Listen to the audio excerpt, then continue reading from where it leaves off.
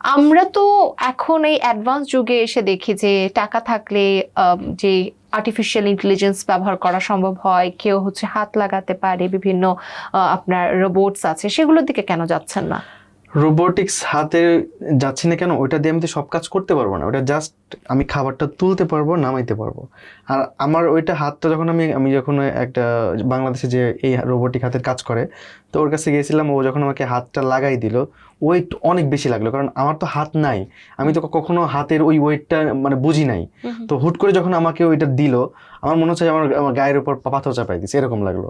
তো ওই আমি এরকম মানে কমফোর্ট, আমি পা দিয়ে তো সবকিছু করতে পারতেছি।